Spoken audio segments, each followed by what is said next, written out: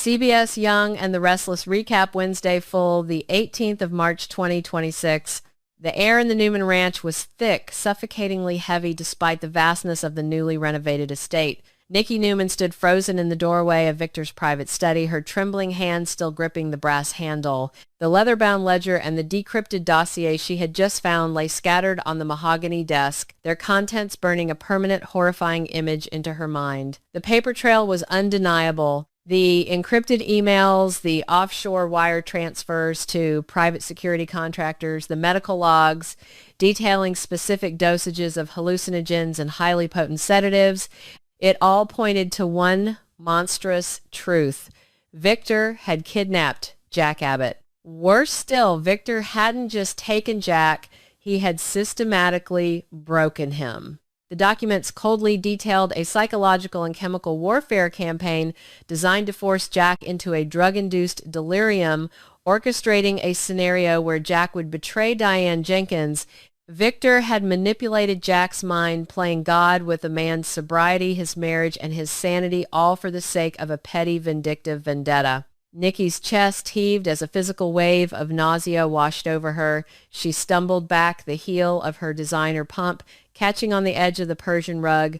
She pressed a hand to her mouth, stifling a sob that threatened to tear from her throat. Jack, her dear friend, her former love, the man who had stood by her through her own agonizing battles with addiction, had been thrown back into the abyss, and her husband was the architect of his plunge. The heartbreak was absolute. It shattered the delicate, carefully constructed illusions she had maintained about Victor. She had always known he was ruthless, that the Black Knight moniker was earned in blood and corporate tears, but this was a depravity she could not justify. He had weaponized addiction. He had crossed a line so vile, so thoroughly evil, that the love she felt for him curdled instantly into pure, unadulterated revulsion. "You're home early, my darling," a deep, resonant voice rumbled from the hallway. Nikki spun around.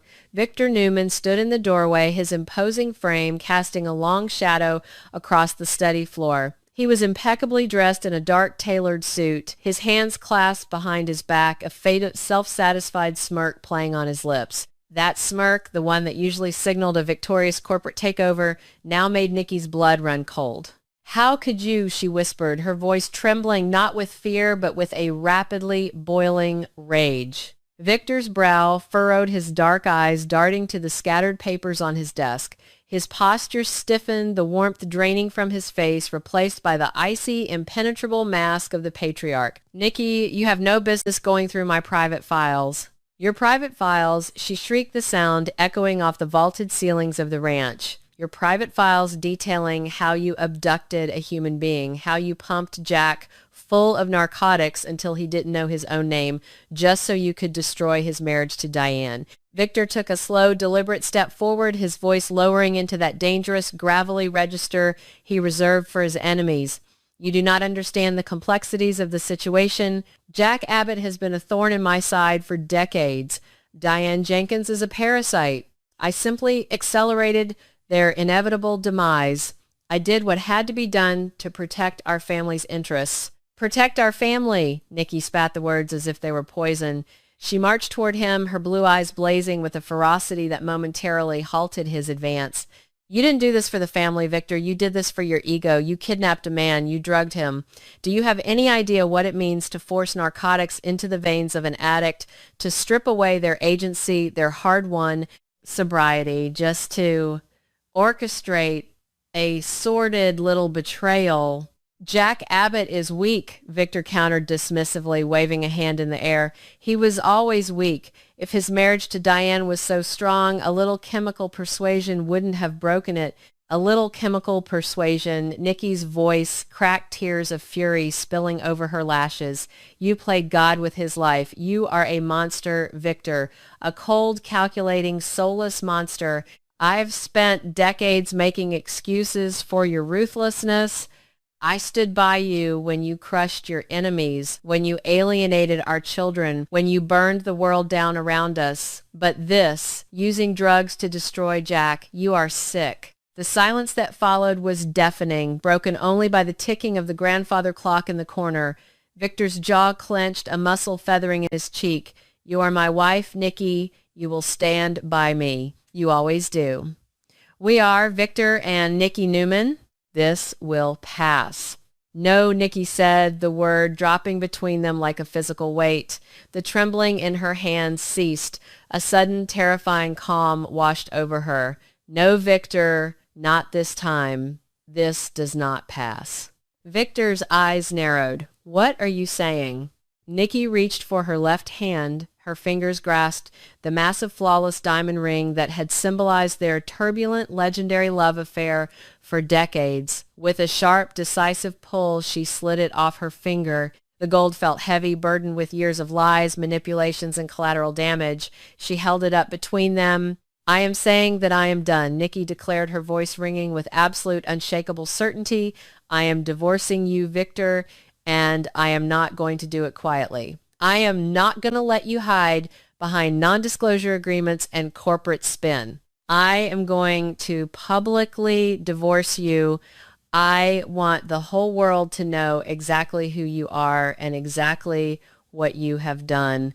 Victor's facade finally cracked. A flash of genuine panic, quickly masked by towering rage, flared in his eyes. You will do no such thing. I will not allow you to destroy this family's reputation over Jack Abbott.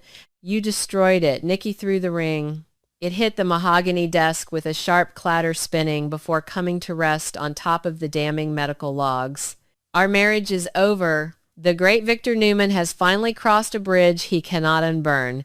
Without another word, Nikki turned on her heel and strode out of the study. She didn't look back. The heavy oak front door of the ranch slammed shut behind her, echoing like a gunshot, signaling the definitive, explosive end of Genoa City's most iconic turbulent marriage. The drive to the Abbott mansion was a blur of rain-slicked roads and blinding headlights. Nikki gripped the steering wheel of her car until her knuckles were white, her mind racing with the horrific implications of what she had discovered. When she finally pulled up to the grand, stately home on Glenwood Drive, the imposing facade of the Abbott estate seemed to offer a stark contrast to the dark, oppressive atmosphere she had just fled. She pounded on the heavy wooden door, the rain soaking her hair and designer coat. After what felt like an eternity, the door swung open. Jack Abbott stood in the foyer. He looked like a ghost of the man she knew. His usually impeccably styled hair was disheveled, his eyes were bloodshot and sunken, carrying the heavy, agonizing weight of a man who believed he had thrown away everything he loved. The fallout with Diane had clearly ravaged him. Nikki, Jack rasped his voice, rough confusion clouding his exhausted features. What are you doing here in the middle of the night? Nikki didn't wait for an invitation. She pushed past him into the warm, familiar foyer, the scent of lemon polish and old wood offering no comfort. She turned to face him, the tears she had held back during her drive finally breaking free. Jack, she choked out, reaching out to grasp his forearms. Jack, I am so sorry. I am so sorry. Jack recoiled, slightly bewildered by her intense emotion. Nikki, what is it? What's happened? If this is about Diane and me, I don't want to hear a Newman lecture right now. It's not a lecture, Jack. It's the truth, Nikki said, her voice dropping to an urgent, desperate whisper. You didn't betray Diane on your own. You were set up. Victor kidnapped you. Jack froze. The air in the foyer seemed to vanish. What? He had his men take you, Nikki continued, the words tumbling out of her in a frantic rush. He held you against your will. He used drugs, Jack, powerful hallucinogens and sedatives. He pumped them into your system to break your mind, to strip away your inhibitions and your memory. He orchestrated the entire scenario with Diane to make it look like you betrayed her willingly. He wanted to destroy you both. Jack staggered backward, his legs giving out as he collapsed onto the edge of the velvet foyer bench. He buried his face in his hands, a ragged, agonizing sound tearing from his chest as the fragmented, nightmarish memories of the past weeks suddenly slammed into a horrifying, coherent context. It hadn't been a relapse. It hadn't been a moral failing. It had been a calculated chemical assault. Nikki knelt in front of him, her hands resting on his shaking knees. I found the proof, Jack. The logs, the wire transfers. I left him. I took off my ring and I walked out. I am so incredibly sorry for what my husband did to you, but I want to make it right. I want to help you expose him. I want to work with you to take Victor down once and for all. Jack slowly lifted his head. His blue eyes, usually so warm and inviting, were hardened into chips of ice. He stared at Nikki, searching her face for the deception he had come to expect from anyone carrying the Newman name. "You want to help me?" Jack asked, his voice dripping with bitter skepticism. "You, Victor's fiercely loyal, ride-or-die wife. Forgive me, Nikki, but how do I know this isn't just another layer of his sick game? How do I know he didn't send you here to feed me a story to manipulate me further?" Nikki didn't flinch. She understood his doubt. She had spent decades defending the indefensible, standing as the beautiful, resilient shield between Victor and the consequences of his actions. "Because I am looking at a man I love dearly, a man who clawed his way out of the hell of addiction, and I'm seeing him shattered because of the monster I slept next to." Nikki said, her voice steady and fiercely earnest. "Jack, look at me. Look into my eyes. You know me. We have saved each other more times than I can count. When the alcohol was drowning me, you were my lifeline. I know what it takes to stay sober. And I know the supreme, unforgivable evil it takes to force a drug onto an addict." Victor crossed a line that shattered every ounce of love I had left for him. She reached into her coat pocket and pulled out a flash drive.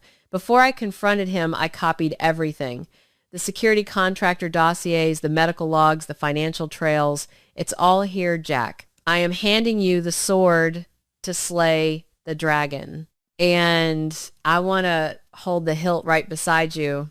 Jack looked at the small silver drive resting in Nikki's palm. He looked back up at her face, seeing the raw, unvarnished truth in her tear-streaked eyes. The legendary Nikki Newman, the matriarch of the Newman Empire, was offering him her absolute loyalty. The shared history between them, the marriages, the heartbreak, the deep abiding friendship, bridged the chasm of his doubt. Slowly, Jack reached out and took the flash drive. His fingers brushed hers, a silent pact sealing between them. "Okay," Jack breathed, his jaw setting with a newfound dangerous resolve. "Okay, Nikki, we do this together. We burn his empire to the ground." The next 2 weeks were a masterclass in clandestine warfare. The Abbott Mansion became their war room. The grand dining table, usually reserved for lavish family dinners, was covered in printed emails, financial statements, and photographs of the shadowy mercenaries Victor had employed. Jack and Nikki worked side by side, an unexpected but terrifyingly efficient alliance. Jack utilized his vast Jabot resources and his own network of private investigators to trace the offshore accounts Nikki had identified. He tracked down the rogue physician who had supplied the specialized narcotics, a disgraced doctor operating out of a clinic in Chicago. With Nikki's intimate knowledge of Victor's operational protocols, they knew exactly where to look for the hidden pressure points. Nikki was relentless. She remembered overheard phone calls, the names of shell companies Victor had casually mentioned over breakfast, the subtle shifts in his schedule during the days Jack was missing. She guided Jack's investigators directly to the safe house on the outskirts of Genoa City where Jack had been held. They found the heavy chains, the medical equipment, and crucially security footage from a neighboring property that captured Victor's head of security coming and going. "He was so arrogant," Nikki murmured late one night, poring over a bank ledger while sipping black coffee. "He thought he was untouchable. He didn't even bother to thoroughly scrub the accounts he used to pay the doctor. He thought no one would ever dare look." "He never factored you into the equation," Jack replied, looking up from his laptop, admiration evident in his tired eyes. "He thought he owned your loyalty unconditionally. That was his fatal flaw." They compiled an airtight, undeniable dossier. It wasn't just a circumstantial case. It was a devastating chronological narrative of kidnapping, drugging, and psychological torture backed by hard, irrefutable data. They had the doctor on tape terrified of Victor, but more terrified of the federal charges. Jack threatened him with confessing to the entire plot. The weapon was forged, sharpened, and ready to be swung. The Genoa City Athletic Club's grand ballroom was packed to capacity. Every major news outlet in the state, along with national syndicates, had crowded into the space, their cameras flashing like strobe lights. The sudden announcement of a joint press conference by Jack Abbott and Nikki Newman had sent shockwaves of speculation through the city. When the heavy velvet curtains parted, a hush fell over the room. Jack and Nikki walked out together. They did not look like victims. They looked like conquerors. Nikki wore a sharp, tailored white suit, radiating power and unyielding strength. Jack stood tall beside her, his dignity fully restored, his eyes blazing with righteous fury. They stepped up to the podium. Jack adjusted the microphone. Ladies and gentlemen, Jack began, his voice echoing through the silent room. For weeks, rumors have circulated about my personal life, my marriage, and my sobriety. Today, we are here to expose the terrifying criminal truth behind those rumors. Jack detailed the kidnapping. He spoke with agonizing clarity about being taken against his will, held in a fortified room, and subjected to forced chemical injections. The reporters gasped, pens flying across notepads. Then Nikki stepped forward to the microphone. The cameras went into a frenzy. The man responsible for this heinous, unforgivable crime, Nikki announced, her voice ringing with absolute authority, is my husband, Victor Newman. Pandemonium erupted. Reporters shouted over one another, demanding clarification. Nikki held up a hand, silencing the room with a single commanding gesture. Victor Newman orchestrated the abduction of Jack Abbott. He hired rogue medical professionals to forcibly administer dangerous narcotics to a man in recovery solely to manipulate him into a compromised position and destroy his family. We have turned over comprehensive, irrefutable evidence, including financial records, medical logs, and sworn confessions to the Genoa City Police Department and the district attorney. She looked directly into the bank of television cameras, knowing Victor was watching from the ranch. Furthermore, I am announcing today that I have filed for a public contested divorce from Victor Newman. I will not stand beside a monster. The reign of the Black Knight's unchecked terror ends today.